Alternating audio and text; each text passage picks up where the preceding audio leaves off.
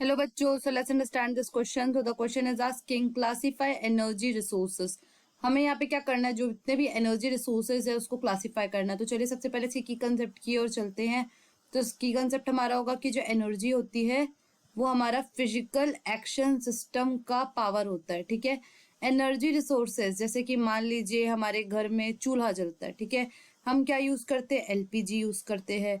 गाड़ी, तो गाड़ी में अगर हम बोले कि चलिए हाँ दुकान चलते हैं, वहां चलते हैं, तो हम गाड़ी में जाते हैं, तो गाड़ी में क्या डलता है, पेट्रोल डलता है। तो ये सब क्या है, ये सब एनर्जी रिसोर्सेज के एग्जाम्पल है, क्योंकि बिना एनर्जी रिसोर्सेज के ये जो अर्थ है वो उसका चलना इम्पॉसिबल है, ठीक है। अब वो चाहे आपका रिन्यूएबल एनर्जी रिसोर्स की मदद से चले या नॉन रिन्यूएबल एनर्जी रिसोर्सेज की मदद से चले, बट चलना बिना एनर्जी रिसोर्सेज के इस अर्थ में this is just an impossible. अब अगर हम बात करें यहाँ क्वेश्चन की, तो यहाँ पूछ रहा है कि हमें यहाँ पे क्लासिफिकेशन देना है एनर्जी रिसोर्सेज का। तो इसे दो भागों में विभाजित किया जाता है। तो सबसे पहले ट्रेडिशनल यूज के अकॉर्डिंग, तो पहला होगा कन्वेंशनल, दूसरा होगा नॉन कन्वेंशनल। कन्वेंशनल मतलब होगा कि जो पारंपरिक पुराने जमाने से चले आ रहे, जैसे कि कोल हो गया, पेट्रोलियम हो गया, ये सब क्या है, पुराने वाले होते हैं हमारे एनर्जी रिसोर्सेस।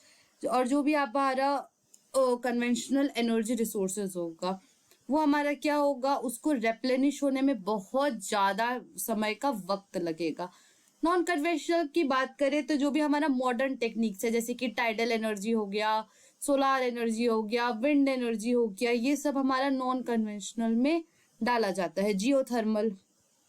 अब अगर हम इसकी बात करें लॉन्ग टर्म अवेलेबिलिटी, तो रिन्यूएबल और नॉन रिन्यूएबल। तो रिन्यूएबल नाम से ही समझ में आ रहा है जो रिन्यू हो पाए, ठीक है, जिसे रिन्यू होने में ज्यादा समय का वक्त ना लगे, जैसे wind energy, solar energy, geothermal energy, ये सबको रिन्यू होने में ज्यादा वक्त भी नहीं लगता है, और ये सब का जो अवेलेबिलिटी है, टाइम पीरियड है, वो बहुत लंबा है। और नॉन रिन्यूएबल की बात करें तो जैसे कोल हो गया, पेट्रोलियम हो गया, जिस गति से अभी हम यूज कर रहे हैं तो ये कुछ सालों के ही मेहमान है, बिकॉज ये क्या है, एक लिमिटेड मात्रा में ये खत्म हो जाएंगे, और अगर ये खत्म हो गए तो इन्हें रिन्यू होने में बहुत सालों का समय लगेगा। दैट इज द रीजन यहाँ पे एक वर्ड यूज किया है नॉन रिन्यूएबल, जिससे रेप्लेनिश होने में बहुत सालों का वक्त लग जाए। So I hope this question has been clear to you. Thank you and best of luck.